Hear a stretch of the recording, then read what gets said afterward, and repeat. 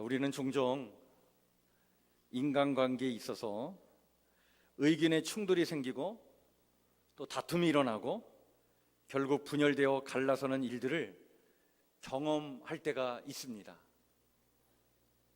교회라고 예외가 아니죠. 교회 안에서조차 볼썽사나운 모습을 볼 때도 있습니다. 성도들 간에 충돌이 생기고 다툼이 일어나고 끝내 분열이 생기죠.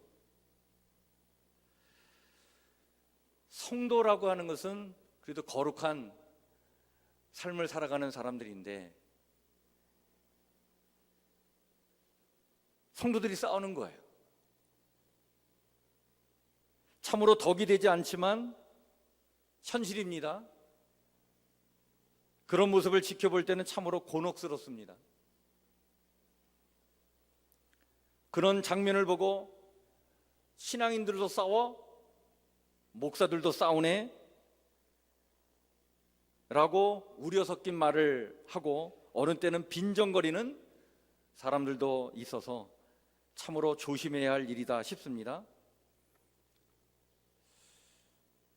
신앙인들은 그리고 적어도 성직자들은 그저 기도하고 참고 인내하고 주님의 모습을 본받아 희생적인 삶을 살아야지 어찌 그렇게 세상 사람들과 똑같이 싸워서야 되겠느냐?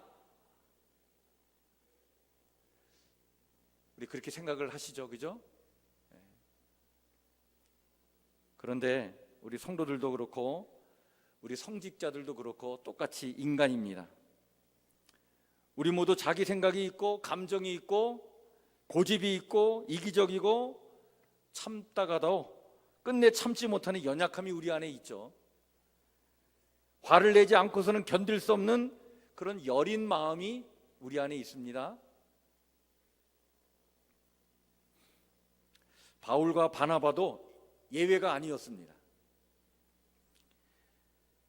제2차 전도 여행을 앞두고 이 최상의 전도 드림팀이 깨져버린 거예요.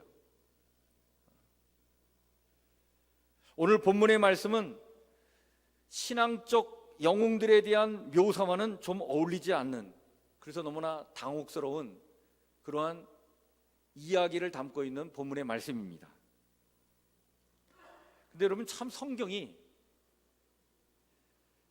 참 매력적인 특성을 가지고 있는 부분이 바로 이 면인데, 성경은 거짓 없이 생생한 그 현실을 그냥 우리에게 보여준다는 것, 이것이 성경이 참 매력적입니다. 성경은 결코 이들의 결점을 가리거나 포장하거나 숨기거나 지우지 않아요. 그냥 그대로 드러내고 있습니다. 그러면서 우리에게 뭔가를 말씀을 전해주고 있는 거죠. 바울과 바나바는요 1차 전도 여행을 끝낸 후에 그 모든 일에 대해서 흥분에 휩싸여 있었어요.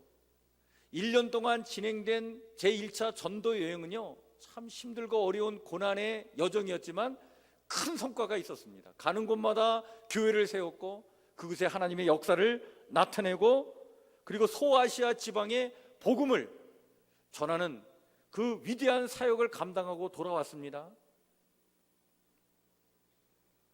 이 일로 인해서 바울과 바나바라고 하는 이 두 사역자는 초대교회에 지대한 영향을 끼쳤습니다. 그야말로 초대교회의 유명 인사가 되어버렸어요. 최고의 전도 드림팀이 생겼다고 많은 사람들이 박수를 쳐줬습니다. 안디옥으로 돌아온 후에 예루살렘에 있는 유대인 그리스도인들이 딴지를 겁니다.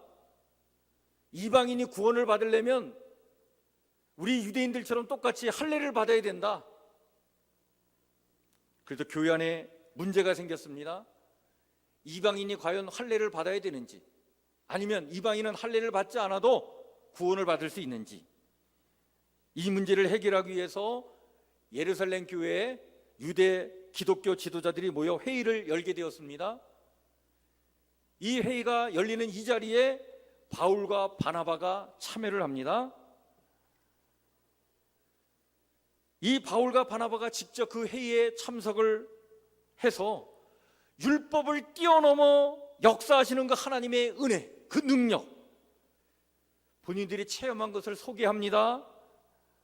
그리고 당시 유대 기독교 지도자들로부터 대답을 얻게 됩니다. 이방인들은 할례 받지 않아도 된다 말이죠. 오직 하나님의 은혜만이 구원의 근거가 되는 것이지 율법적으로 할례를 하든 말든 그것은 상관하지 말자. 이런 답을 받아올 정도로 이 바울과 바나바의 영향력은 매우 두드러지게 나타나게 되었습니다. 그리고 이 두 사람은 오랫동안 그 우정과 그 친밀함을 함께 나눈 그런 형제와 같은 사람들이었습니다. 부활의 주님을 만난 이 바울을 예루살렘 교회의 지도자들에게 자기의 신원을, 그 신원을 보증해 가면서 소개한 사람이 누구냐면 바나바예요. 또한 이 바나바가 후에 안디옥 교회의 목회자로 부름을 받아서 안디옥 교회에서 사역을 할 때 교회 부흥이 일어났습니다. 그러자 이 바나바는요, 길리기아 다소에 있던 이 바울을 불러와 가지고 그 안디옥 교회 공동 목회자로, 사역자로 불러와서 함께 사역하지 않습니까? 후에 안디옥 교회를 다른 사역자들에게 맡기고는 제1차 전도 여행을 떠나죠. 그 여정길에서 고난을 같이 겪었습니다. 영적인 전쟁터에서 사선을 넘나드는 전우처럼 생생한 그 선교 사역의 경험을 함께 공유했던 사람이었습니다. 이 두 사람의 이런 관계를 놓고 볼 때 죽음이 이들의 이 관계를 갈라놓기 전까지는 이들의 이 관계가 지속되어야 정상인 거 아니겠습니까? 이 두 선교사가 충돌해서 다투고 끝내 분열하여 갈라서게 되었다? 상상할 수 없는 일입니다. 그런데 상상도 할 수 없는 그런 일이 일어난 거예요. 제2차 전도 여행을 앞두고 이들의 조화될 수 없는 차이점이 드러나게 되었습니다. 어느 쪽도 양보하지 않았어요. 문제의 논점은 제1차 전도 여행 때에 밤빌리아에서 중도에 포기했던 마가를 이번 2차 전도 여행 때 다시 기회를 주어서 데려갈 것이냐 말 것이냐 하는 문제였습니다. 동역자들을 버려두고 떠나버린 이 사람에게 비슷한 일을 또 해야 되겠느냐? 바울과 바나바의 관점은 너무나 달랐어요. 바나바는요, 물론이고 말고 데리고 가야지. 한 번 더 기회를 주자. 바울은 절대 안 되지. 그럴 수 없어. 서로 생각이 달랐습니다. 여러분, 이게 불일치라고 하는 것은 한 논점을 서로 다른 관점에서 보는 데서 오는 갈등입니다. 이런 갈등이 바울과 바나바 사이에 생겼던 것이죠. 바나바는 이렇게 말했을 것입니다. 이 젊은이는 나의 조카가 아닙니까? 내가 잘 알고 있어요. 내가 책임지겠습니다. 우리와 함께 가야 합니다. 그는 우리와 함께 떠날 권리도 있지 않습니까? 물론 한 번 실패했죠. 분명 책임을 버리고 떠났습니다.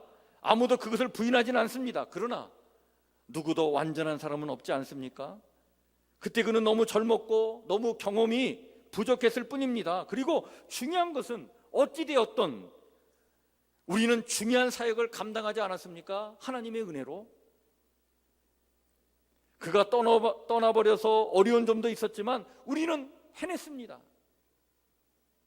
그에게는 우리의 격려가 필요한 것입니다. 우리가 동행을 허락하면 유익할 거예요.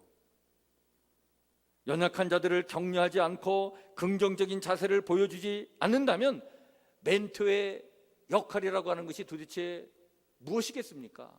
우리가 그의 멘토가 되어 봅시다.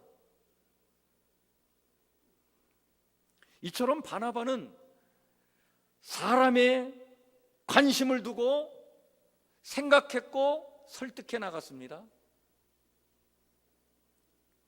마가의 가능성과 미래를 보며 이끌어 주고자 했던 거예요. 그러나 바울은요, 사람보다는 그 선교적 과업을 더 중요시 여겼습니다.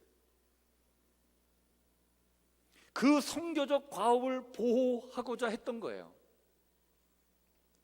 과거의 사건을 토대로 해서 그 과업에 마가가 맞지 않다라고 판단했던 것입니다.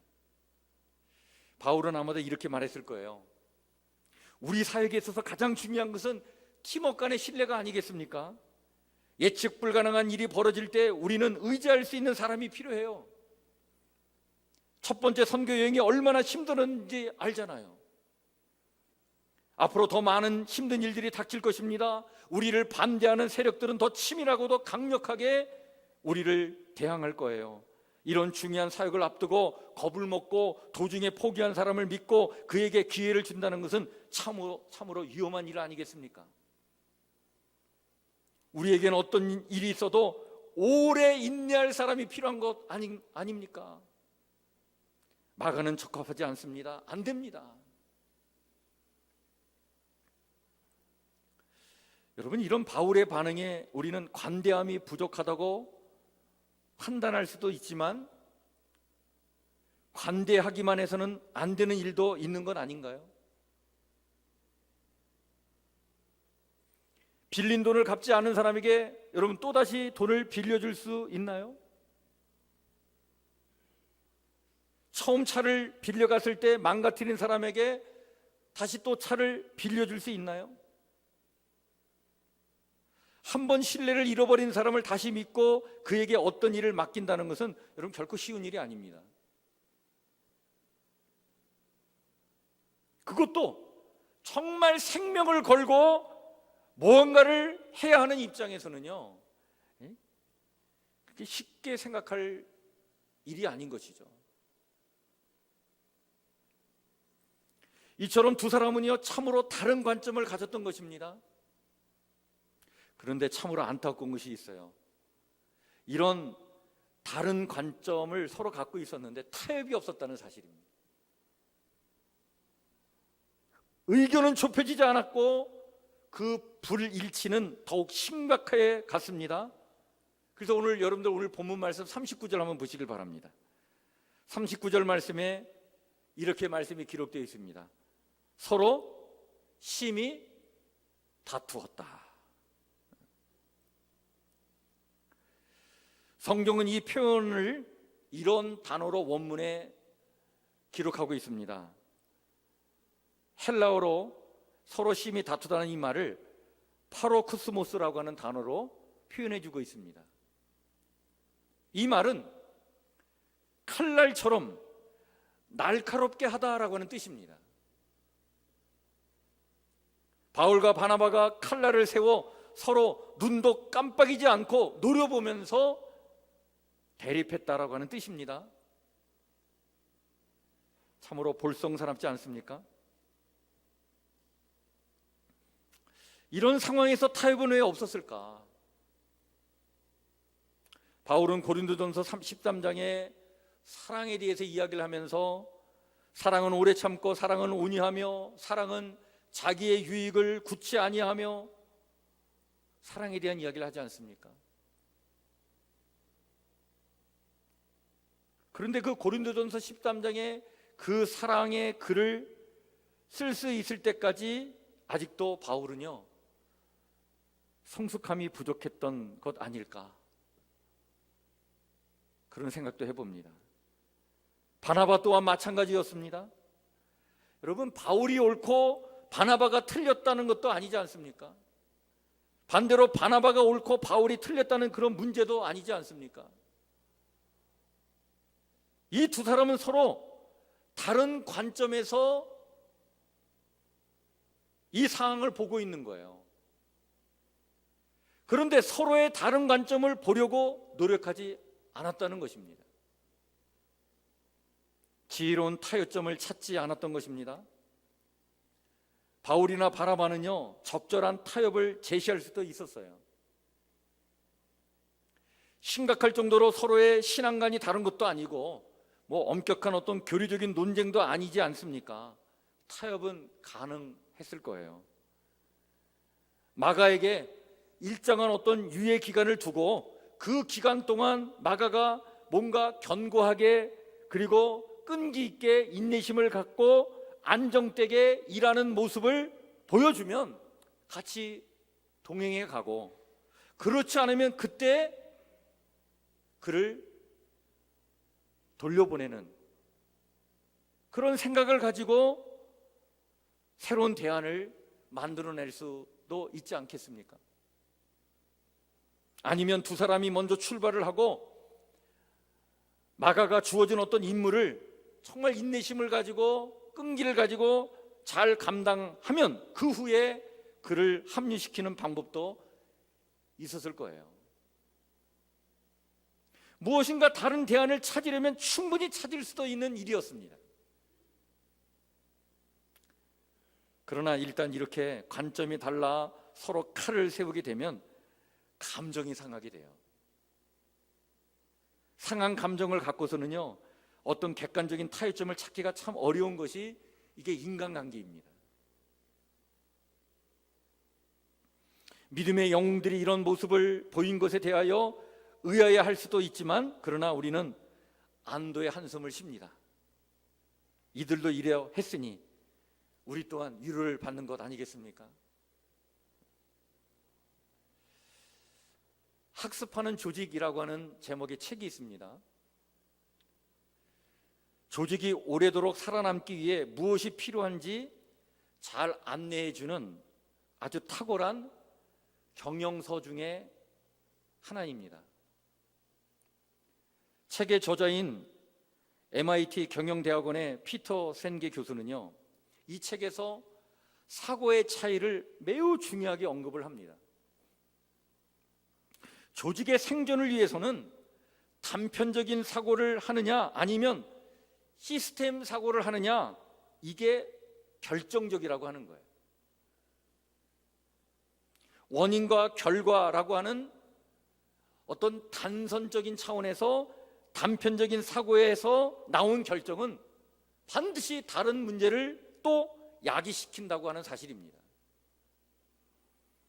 전체를 보는 시스템 사고가 필요하고 그것을 간직해야 된다는 거예요. 예를 들면 어떤 물건을 판매하는 회사가 있는데 이번 분기에 판매량이 급격하게 감소하게 되었습니다.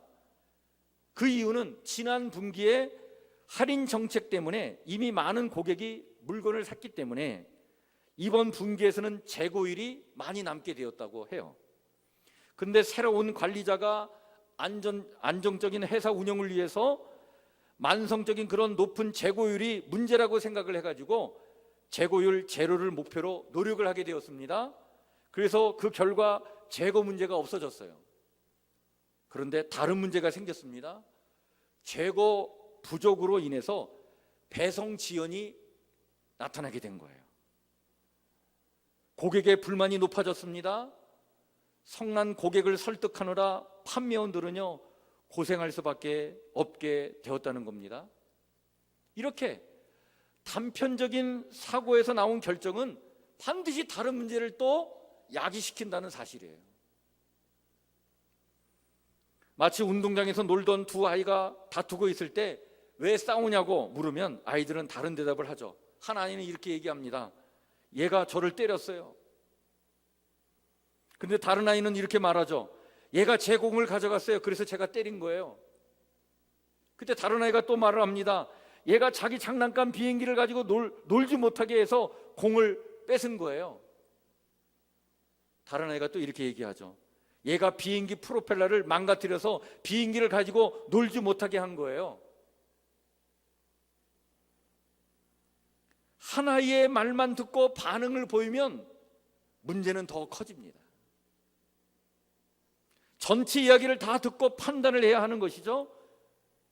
이게 시스템 사고입니다.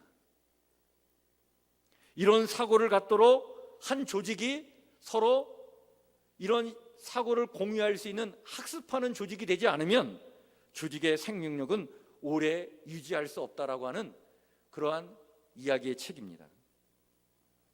바나바와 바울 모두에게 부족한 것이 있었다면 아마도 이런 사고가 아니었나 봐요. 과거에 이랬으니 이렇게 해야 한다라고 하는 이 단편적인 생각으로 자신의 주장만을 펴려다가 서로 심히 다투게 된 것입니다. 역지사지하면서 뭔가 타협점을 찾고 좋은 대안을 내놓을 수 있었는데 그렇게 하지 못한 거예요. 참으로 안타까운 일입니다. 결국 두 사람은 헤어집니다. 바나바는요, 마가를 데리고 자기 고향 구브로 섬으로 전도하러 가죠. 그리고 바울은 실라와 함께 육로를 따라 자신의 고향인 길리기아 지역으로 전도를 하러 가게 됩니다. 그런데 이렇게 참으로 볼썽사나운 모습을 보였지만은 하나님은요, 인간의 이 부족하고 연약한 면을 당신의 은혜로 채워주십니다. 두 선교사의 분열로 인해서 하나님의 선교 사역에 큰 어떤 치명적인 사건이 일어날 것 같이 생각했는데 오히려 그 반대였던 거예요. 오히려 선교 역사에 갑절의 열매를 가져오게 하나님께서 은혜를 베풀어 주신 것입니다. 이것이 참으로 하나님의 신비한 은혜의 역사입니다. 이런 하나님의 역사를 보면서 우리는 참으로 위로와 격려를 받게 됩니다. 서로 다투고 헤어져서 이것이 마지막이라고 생각되고 막다른 골목이라고 생각되는 그런 난처하고 곤혹스러운 상황을 하나님은요, 선으로 바꿔 나가시는 거예요. 그런 의미에서 여러분, 하나님만이 희망인 줄 믿으시길 바랍니다. 후에 다시는 이 바울과 바나바는요, 만나지 못합니다. 이들은 각자 자신의 몫을 다 해나갔던 거예요. 후에 바울은 마가를 너그럽게 이해하고 사랑으로 받아들이게 됩니다. 그를 동역자로 부르면서 이 바울이 오랫동안 그 선교 사역을 하다가 결국에는 로마 감옥에 갇혀가지고 이제 자기 인생의 그 막바지에 다다랐을 때에 이 바울이 자기 제자였던 디모데에게 편지를 보내면서 디모데에게 부탁을 합니다. 마가가 내게 참 유익한 사람이니 그를 반드시 내게 데려오라고 그렇게 편지를 써보내죠. 아마도 시간이 흐른 후에 자신의 이 인간적인 연약함을 뛰어넘어 역사하시는 그 하나님의 놀라운 은혜를 목격하고 체험했던 바울이 마가의 그런 인간적인 연약함을 이해하고 포용할 수 있게 되었던 것이 분명하다고 봅니다. 바나바도 마찬가지였을 것이라고 봐요. 오늘 우리는 참으로 인간적인 모습을 보여준 바울과 바나바의 이 결별의 사건에서 많은 것을 얻게 됩니다. 여러분, 갈등은 있기 마련이에요. 서로의 관점이 다르기 때문입니다. 그러나 그런 불일치 가운데 있을 때에 우리는 다른 관점을 보려고 노력해야 합니다. 전체를 보는 눈이 필요한 거예요. 시스템 사고가 필요합니다. 그리고 양쪽 다 타당성이 있을 때에는요, 지혜로운 타협점을 찾아 나가야 합니다. 갈등을 피해 도망치기보다는요, 부딪혀서 해결해 나가는 지혜가 필요한 거예요. 대안은 있기 마련입니다. 그러나 그래도 해결될 수 없어서 끝까지 동의할 수 없을 때는 여러분, 하나님의 은혜로운 그 섭리와 뜻에 맡겨드려야 합니다. 우리는 어찌할 수 없는 존재지만 하나님은 우리 안에서 그 모든 것을 당신의 섭리와 은혜 가운데 그것을 채워주셔서 새로운 역사가 나타나도록 하나님께서 우리와 함께 해주실 줄 믿습니다. 궁극적으로는 하나님께서 그 모든 것 위에 역사하셔서 합력하여 선을 이루게 하시는 거예요. 마틴 루터가요, 종교개혁을 일으켰을 때 종교개혁의 깃발을 높이 들고 앞으로 나갈 때 이 개혁에 동참하는 많은 무리들이 있었습니다. 근데 그 개혁에 동참하는 많은 무리들을 보니까 개혁이라고 하는 목적은 다 똑같은데 그 개혁을 이루고자 하는 방법들은 다 다른 거예요. 다른 관점으로 종교개혁에 참여하게 된 거예요. 관점이 다르니까 종교개혁의 일을 추진해 나갈 때에 이게 하나가 안 되는 거예요. 갈등이 나타납니다. 싸움이 나타나는 거예요. 이들 사이에 긴장이 막 일어나게 되었습니다. 이때 루터의 위대한 조력자였던 멜랑히톤이 매우 중요한 구호를 외치면서 이 종교개혁의 무리들을 하나 되게 합니다. 그가 사용한 구호가 이랬습니다. 본질적인 부분에서는 일치를, 비본질적인 부분에서는 자유를, 그리고 모든 것의 사랑을. 일치와 자유와 사랑, 같은 믿음의 뿌리 안에서 그러나 다른 관점을 갖고 살아가는 그리스도인들이 반드시 마음에 새겨야 될 아주 중요한 개념이라고 봐요.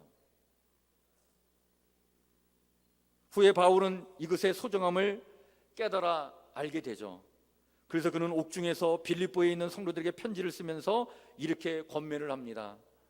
그러므로 그리스도 안에서 여러분은 같은 생각을 품고 같은 사랑을 가지고 뜻을 합하여 한 마음이 되어서 무슨 일을 하든지 경쟁심이나 허용으로 하지 말고 겸손한 마음으로 하고 자기보다 서로 남을 낮게 여기십시오. 또한 여러분은 자기 일만 돌보지 말고 서로 다른 사람들의 일을 돌보아 주십시오. 자기 자신의 관점만 갖고 살지 말고 다른 사람의 관점도 헤아려 주라고 하는 그런 말씀이죠. 이런 신앙의 성숙함이 올 때까지 바울과 바나바는요, 기다려야 했고, 그리고 서로 헤어지는 아픔을 겪어야 했던 것입니다.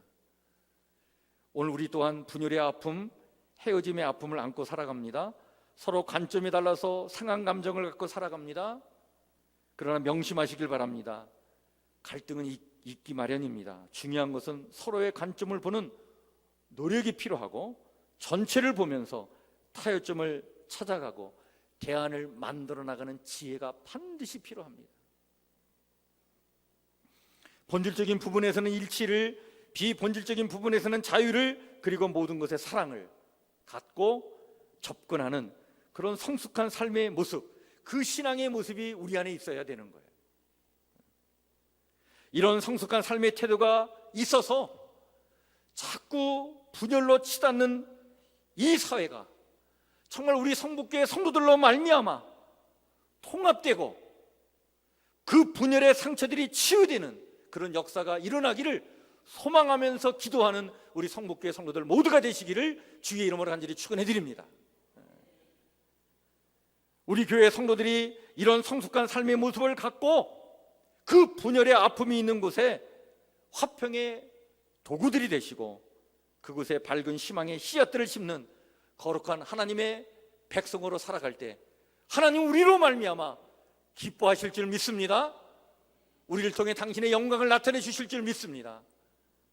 이것을 소망하시면서 이런 위대한 삶, 멋진 삶을 살아가는 우리 성북교회 성도들 모두가 되기를 주의 이름으로 간절히 축원해 드립니다. 기도하겠습니다.